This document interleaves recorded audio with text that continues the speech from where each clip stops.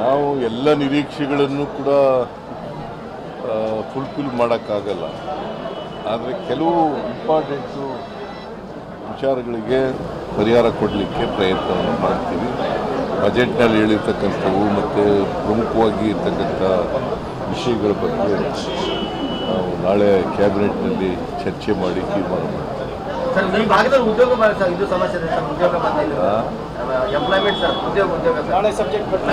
ಅದು ಸಬ್ಜೆಕ್ಟ್ ಬರ್ತಾ ಇದೆ ಉದ್ಯೋಗದ ಬಗ್ಗೆ.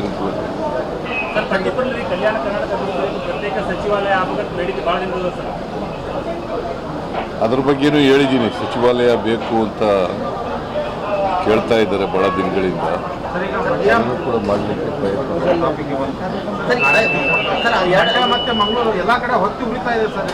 ಯಾವುದು ಇವತ್ತು ಉರಿತಾ ಇದೆಯಾ? ಏನ್ ಗಲಾಟೆ ಆಯ್ತಪ್ಪ?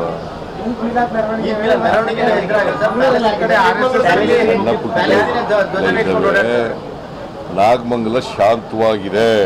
ನೀವು ಅಶಾಂತಿ ಮಾಡಬೇಕು ಅಂತಲ್ಲ. ಮತ್ತೆ ನಾಗಮಂಗಲ ಶಾಂತವಾಗಿದೆ, ಗೊತ್ತಾಯ್ತಾ? ನಾವು ಅಲ್ಲಿ USP ಸಸ್ಪೆಂಡ್ ಮಾಡಿದ್ದೀವಿ, ಇನ್ಸ್ಪೆಕ್ಟರ್ ಸಸ್ಪೆಂಡ್ ಮಾಡಿದ್ದೀವಿ. ಪೊಲೀಸ್ ಫೈಲೂರ್ ಇದೆ ಅಂತೇಳಿ ನಮ್ಗೆ ಗೊತ್ತಾದ ತಕ್ಷಣ ಮೇಲ್ನೋಟಕ್ಕೆ ಅದನ್ನು ಅವ್ರ ಮೇಲೆ ಕ್ರಮ ತಗೊಂಡಿದ್ದೀವಿ. ಮತ್ತು ಅಲ್ಲಿ ಏನು ನಷ್ಟ ಆಗಿದೆ, ಅಂಗಡಿಗಳು ಬೆಂಕಿ ಬಿದ್ದು ಏನು ನಷ್ಟ ಆಗಿದೆ, ಮೋಟರ್ ಬೈಕ್ ಅವಕ್ಕೆಲ್ಲ ಪರಿಹಾರ ಕೊಡ್ತಕ್ಕಂಥ ಕೆಲಸವನ್ನು ಮಾಡ್ತೀವಿ.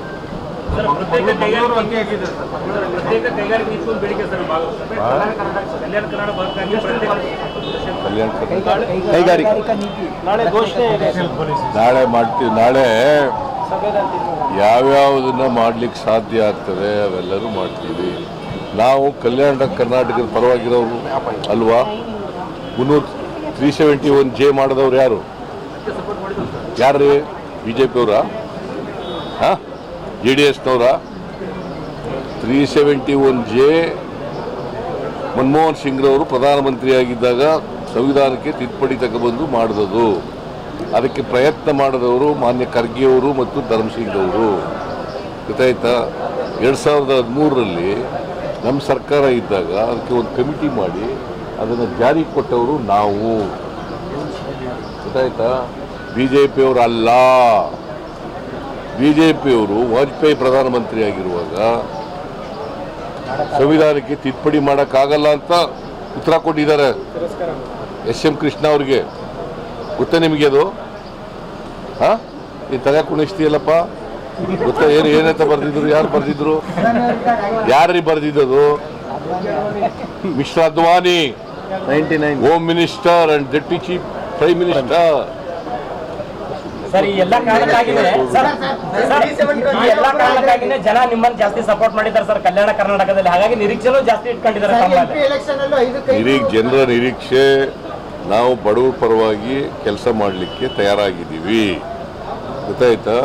ಅದಕ್ಕೋಸ್ಕರನೇ 5,000 ಕೋಟಿ ರೂಪಾಯಿನ ಈ ಸಾರಿ ಕೊಟ್ಟಿರೋದು. ಎಷ್ಟು ಕೊಟ್ಟಿದ್ದೀವಿ? 5,000 ಕೋಟಿ.